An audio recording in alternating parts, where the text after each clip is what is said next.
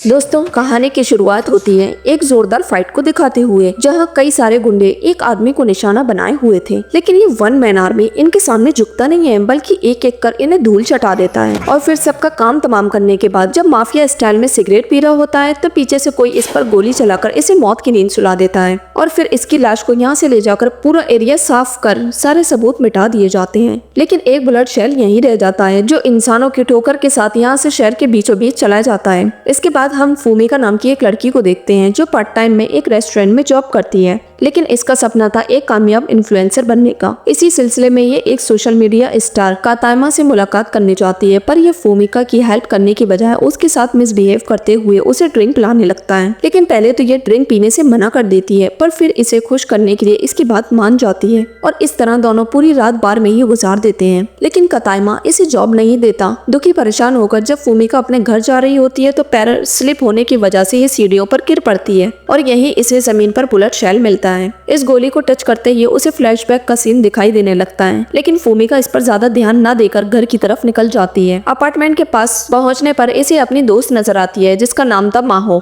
माहो के साथ ये जैसे ही अंदर जाती है, इसे डोर के पास एक अनजान शख्स दिखाई देता है। लेकिन माहो को कुछ नजर नहीं आता, जबकि फूमिका लगातार कहती रहती है कि वो शख्स खून से लथपथ सामने ही खड़ा है। ये सुन माहो को लगता है कि शायद फूमिका ये सब नशे की हालत में कर रही है। गुस्से में झटपटाकर फूमिका इस शख्स पर चीजें फेंकने लगती है, लेकिन उसे कुछ नहीं होता, बल्कि सामान इसके आर पार निकल जाता है। ये देख फूमिका डरकर भूत भूत चिल्लाना शुरू कर देती है, जिसे माहो भी थोड़ी घबरा जाती है और किसी तरह फूमिका को काबू करने की कोशिश करती है। जैसे ही वो शख्स गायब होता है, फूमिका थोड़ी शांत हो जाती है। इसी बीच माहो को एक मैसेज आता है, जिससे ये तुरंत फूमिका को बाय बोलकर यहाँ से चली जाती है। फूमिका जब घर के अंदर आकर देखती है, तो फिर से वही शख्स खड़ा होता है, जिसे देखकर फूमिका का डर और ज्यादा बढ़ जाता है, क्योंकि अब वो अकेली थी। इसलिए जल्दबाजी में ये बाहर भागने की कोशिश करती है और जैसे ही गिरने वाली होती है, ये शख्स उसका हाथ पकड़ लेता है, पर फिर भी फूमिका गिर पड़ती है और फूमिका के हाथ को टच करने के बाद वो अनजान शख्स की आत्मा फूमिका के अंदर आ जाती है, जिसका नाम था कूडो। फूमिका कूडो से शरीर से बाहर निकलने को कहती है, पर कूडो इससे कहता है कि मैं पहली बार भूत बनकर किसी की बॉडी में गया हूँ, इसलिए मुझे कुछ नहीं पता। लेकिन फूमिका की जिद करने पर कूडो किसी तरह इसके शरीर से बाहर निकल जाता है।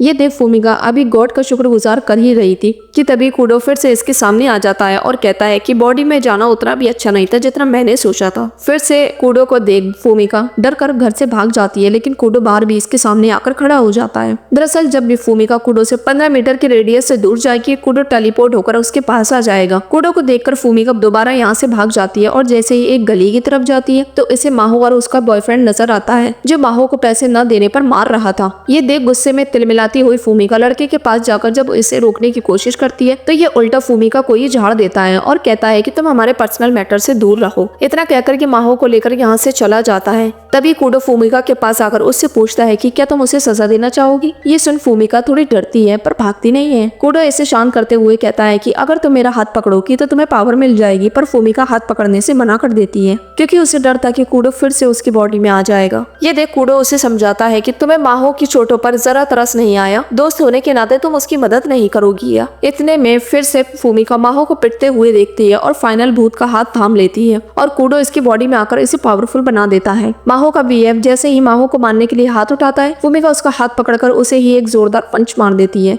लेकिन ये बेशरम लड़का फिर भी नहीं मानता और फूमिका को धमकी देता है कि मैं तुम्हारी जान ले लूंगा। ये सब सुन फूमिका अब उसकी अच्छे से मेहमान नवाजी करती है, जिससे लड़का बेजान होकर जमीन पर गिर पड़ता है। ये सब देख माहो बहुत खुश होती है और कूडो भी शरीर छोड़ देता है। लेकिन इतने में लड़का फिर से फूमिका पर हमला कर देता है और उसका गला दबाने की कोशिश करता है। कूडो जल्दी से फूमिका से हाथ पकड़ने को कहता है, पर उसमें इतनी हिम्मत नहीं होती। अपने दोस्त को बचाने के लिए माहो एक बड़ा सा पत्थर लेकर अपने बॉयफ्रेंड के सर पर मारकर उसे अधमरा कर देती है और फाइनल फूमिका की जान बच जाती है। जिसके बाद दोनों सहेलियां घर की तरफ जाने लगती हैं। लेकिन कूडो फूमिका के साथ जाने की बजाय लड़के को चेक करता है, जिसकी हालत काफी ज्यादा नाजुक थी। इसलिए ये फूमिका से कहता है कि कम से कम एक बार उसे चेक तो कर लो, कहीं मर तो नहीं गया। ये सुन फूमिका बिना कोई जवाब दिए उसे घूरने लग और जब माहो उसे ऐसे दूसरी डायरेक्शन में घूरता देखती है, तो हैरानगी से पूछती है कि क्या कोई भूत तुम्हें दिखाई दे रहा है, जिस पर फूमिका हाँ में जवाब देती है। इसके बाद तीनों एक कॉफी शॉप में जाते हैं, जब फूमिका तसल्ली से माहो को कूडो के बारे में बताते हुए कहती है कि कूडो को मेरे अलावा कोई नहीं देख सकता। उसे सुनने उन्हें टच करने का चांस सिर्फ मेरे पास ही है। ये सुन माहो बहुत हैरान होती है और पूछती है कि तो फिर क्या वो फाइट भी कूडो ने ही तुमसे करवाई थी? इस पर भी फूमिका हाँ में ही जवाब देती है। तभी फूमिका की नजर अपने हाथ पर पड़ती है जहाँ कुछ निशान बन गए थे, जिन्हें ये कूडो को दिखाते हुए इस सब का जिम्मेदार उसे ही बताती है। फूमिका कूडो से दूर जाना चाहती थी, इसलिए ये इंटरनेट पर सर्च करती है कि भूतों से पीछे कैसे छुड़ाया जाए। जवाब जानने के बाद फूमिका तुरंत नमक की बोतल उठाकर कूडो की जगह पर छिड़कने लगती है। ये देख माहो उसे ऐसा करने से रोकती है क्योंकि आसपास के लोग इस हरकत को देख उसे पागल समझ रहे थे। इसलिए माहो किसी तरह फूमिका को शांत कर बैठा देती है। ये सब देख कूडो फूमिका से नाराज होते हुए कहता है कि मेरी मदद करने का सिला तुम मुझे ये दे रही हो। फूमिका इसे यहाँ से जाने को कहती है, लेकिन कूडो खुलासा करता है कि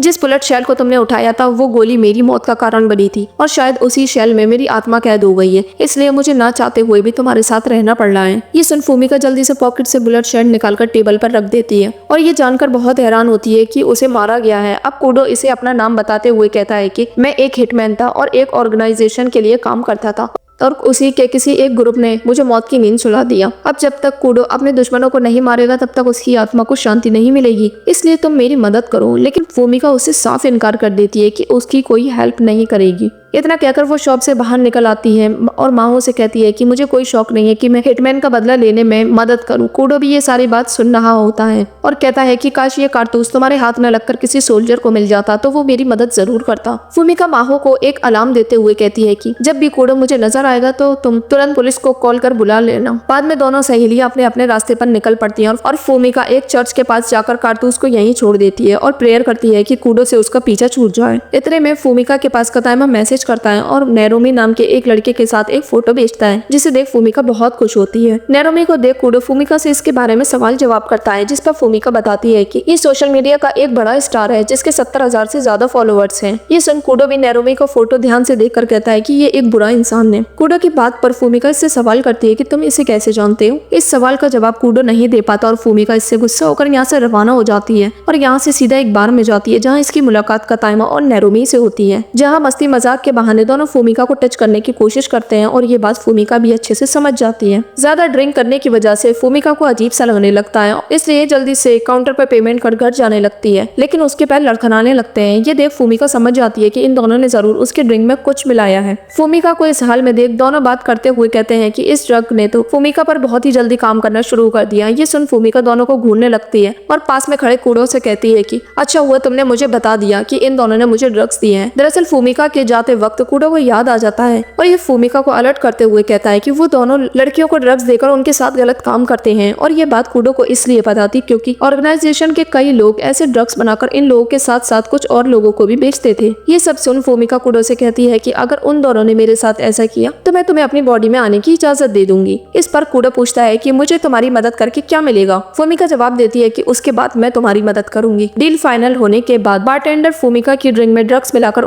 जब उसे देता है तो कूडो फूमिका को अलर्ट कर देता है। अब फूमिका इन दोनों से कहती है कि अपनी गलती को मानकर खुद को पुलिस के हवाले कर दो, लेकिन ये दोनों उसकी बात मानने की बजाय उस पर हंसने लगते हैं। ये देख फूमिका कूडो को अपनी बॉडी में ट्रांसफर कर सब लोगों को मारना शुरू कर देती है और इनकी इतनी बुरी हालत कर देती है कि ये इसका मुकाबला नहीं कर पाते, जबकि बारटेंडर तो अपनी जान ही गवा देता है, जिससे फूमिका डरकर रोने लगती है। कूडो फूमिका को शांत कर कहता है कि हम इन सब को मारकर सारे सबूत मिटा देंगे और इस तरह तुम जेल जाने से बच जाओगी। साथ ही फूमिका की हिम्मत बढ़ाते हुए कूडो उससे कहता है कि तुमने कुछ गलत नहीं किया है, बल्कि ये लोग तो बुरे ही हैं। न जाने कितनी लड़कियों को इन्होंने अपने शिकार बनाया। सबूत मिटाने के लिए कूडो अपनी संस्था के एक शख्स की हेल्प लेने का फैसला करता है जो इन्हीं लोगों की तरह बुरा इंसान था। कूडो से नंबर जानकर फूमिका उसे कॉल कर यहाँ बुला लेती है। कांकेर नाम का बंदा आकर फूमिका से कूडो की लोकेशन के बारे में सवाल जवाब करता है, जिस पर फूमिका कूडो के मरने से लेकर गोस्ट बनने तक की पूरी कहानी सुना देती है। लेकिन काकेरा को इसकी बातों पर यकीन नहीं होता और ये चाकू निकालकर फूमिका की तरफ बढ़ने लगता है। कूडो जानता था कि काकेरा फूमिका को मार देगा, इसलिए तुरंत उसकी बॉडी में आकर काकेरा पर अटैक कर उसका चाकू उसी की गर्दन पर रख देता है। इतना जोरदार एक्शन देख काकेरा भी समझ जाता है कि ये कारनामा सिर्फ कूडो ही कर सकता है, इसलिए इसे फूमिका की कहानी पर यकीन हो जाता है और फूमिका के बताए प्लान पर यह काम करना शुरू कर देता है। ये तीनों सभी बॉडीज को गाड़ी में डालकर यहाँ से दूर जाने लगते हैं। रास्ते में फूमिका काकेरा से पूछती है कि आखिर कूडो को किसने और कैसे मारा। इस बारे में काकेरा को कुछ भी जानकारी नहीं होती। काकेरा बताता है कि हमारे संस्था के ओनर को भी कुछ दिन पहले ही मौत का शिकार शिकार बनाया गया है और ये एक साजिश थी। पिता के मरने के बाद उसके बेटे ने पूरे कारोबार को संभालना शुरू कर दिया, लेकिन वो अपने बाप की तरह नेक कामों में नहीं बल्कि गलत कामों में इंटरेस्ट रखता है और ये बात कूडो को बिल्कुल बर्दाश्त नहीं थी। ये सुन फूमिका कहती है कि तो क्या कूडो को मारने वाला ओनर का बेटा ही है,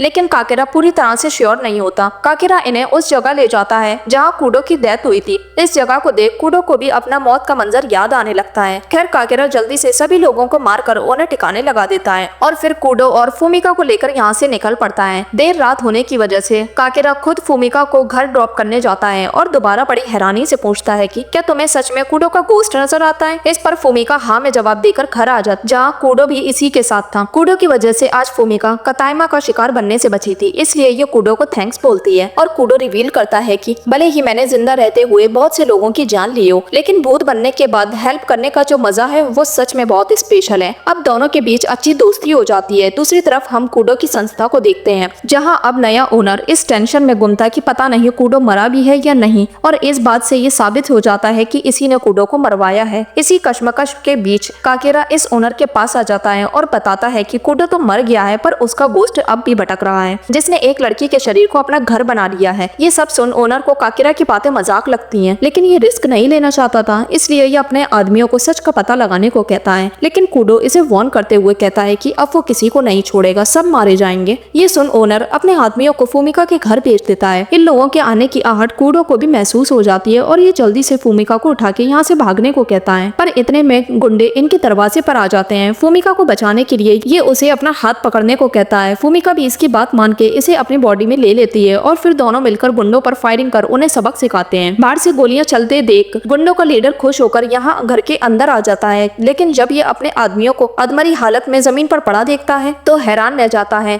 और इसे फूमिका भी घर से भागती हुई नजर आती है। फूमिका और कूडो उसी जगह पर जाते हैं जहाँ कूडो को मारा गया था और यहाँ काकेरा भी मौजूद था। ये जब इन्हें बताता है कि मैंने ही फूमिका का एड्रेस बताया था तो फूमिका और कूडो दोनों बहुत गुस्सा करते हैं। इस बीच जैसे ही काकेरा फूमिका को गन पॉइंट पर लेता है तो कूडो फूमिका की बॉडी में आकर उससे गन छीन कर उसी पर तान देता है और यहीं पर कूडो को याद आ जाता है कि काकेरा ने ही उसे मारा था। काकेरा कहता है कि मुझे मजबूरी में तुम्हें ओनर के कहने पर मारना पड़ा था। हालांकि काकेरा ने कूडो को भागने का मौका दिया था, पर कूडो ने भागने की बजाय सामना किया और मारा गया। दूसरी तरफ ओनर के आदमी उसे बताते हैं कि जरूर उस लड़की में कूडो की आत्मा है, क्योंकि उसके मूव्स बहुत कमाल के थे। ये सुन ओनर भी काफी परेशान हो जाता है। इधर काकेरा कूडो और फूमिका को शहर छोड़कर जाने को कहता है, पर फूमिका कहती है कि क्यों ना हम ओनर को मारकर इस पूरे खेल को ही खत्म कर दें, जिससे कूडो को भी मुक्ति मिल जाएगी। लेकिन काकेरा ऐसा करने से मना कर देता है क्योंकि इसमें बहुत रिस्क था। ये सुन फूमिका कहती है कि मैं अपने अपार्टमेंट को बर्बाद करने का उससे बदला ले लूंगी। सोच विचार कर काकेरा भी फूमिका को सपोर्ट कर ऑर्गेनाइजेशन के बाहर पहुंच जाता है। गार्ड्स की लोकेशन जानने के लिए सबसे पहले काकेरा अंदर जाता है और फिर फूमिका और कूडो भी दोनों अंदर आकर हथियार उठा लेते हैं और फिर कूडो फूमिका की बॉडी में जाकर काकेरा के साथ मिलकर गुंडों का सामना करता है और ये लोग ऑनर को भी खत्म कर देते हैं। यहाँ से जाते वक्त जब फूमिका कूडो से बात करती है तो कूडो आसपास कहीं नजर नहीं आता। ये देख फूमिका समझ जाती है कि जरूर कूडो को मुक्ति मिल गई है। मूवी के आखिर में फूमिका को फिर से सीढ़ियों के पास कारतूस मिलता है, जिसे देख फूमिका खुश होने लगती है